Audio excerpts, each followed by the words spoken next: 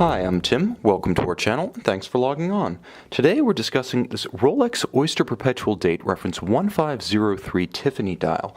You can see and purchase this Rolex on our website.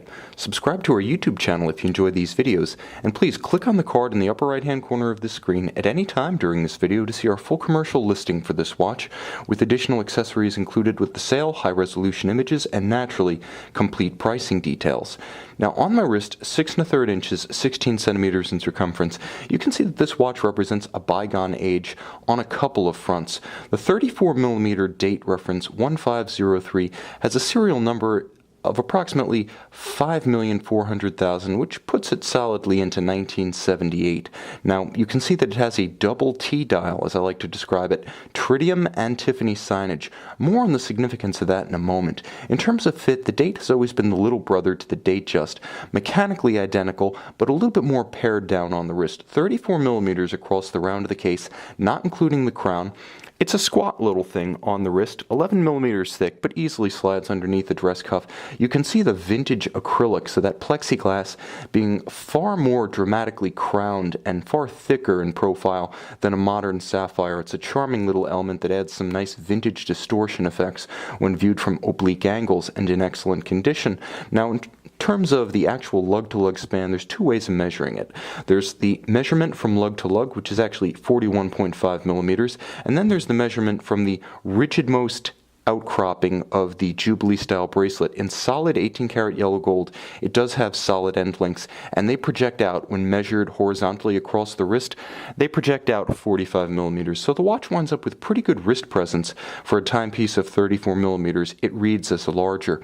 It also has decent heft to it. Now, the 5-link Jubilee is a handsome piece that's nicely paired with the more delicate dimensions of the date rather than the Datejust. You can see alternately brushed and polished links.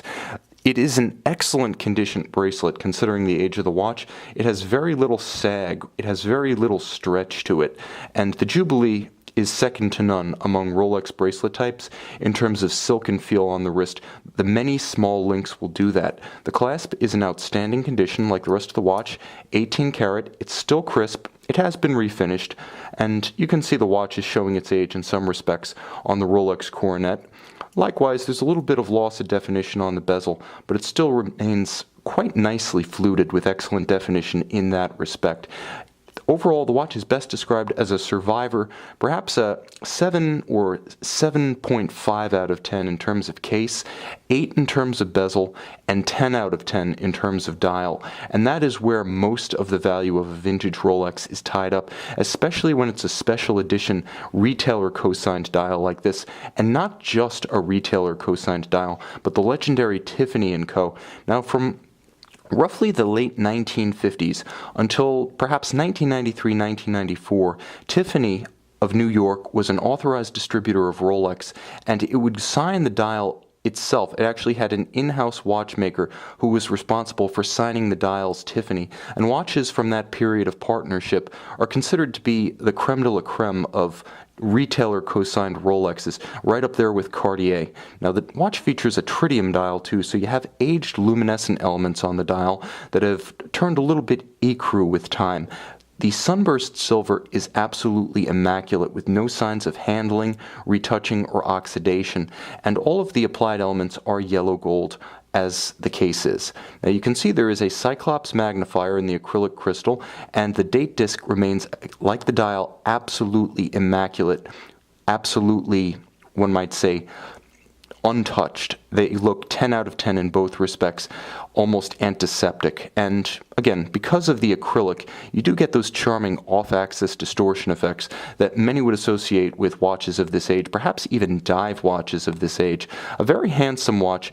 It has nice period piece movement, 1575 caliber inside, so no quickset, but it does feature hacking seconds, such that when you pull the crown to extremity, you do stop the balance, and you can precisely synchronize the watch to a known accurate reference time.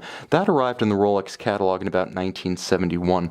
Now, it's a 26 jewel, bidirectional winding, automatic movement. It does feature COSC chronometer certification and a free sprung balance with Breguet over coil hairspring.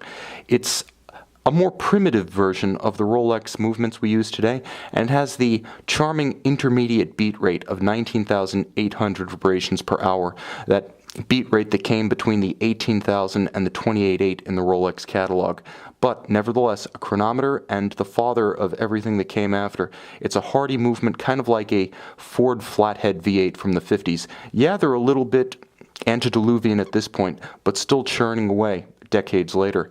A handsome vintage piece and an ideal first Rolex. It also has the Tiffany pedigree to go along. An impressive combination of boutique and blue chip brand. You can see this Rolex date reference 1503 and purchase it on our website.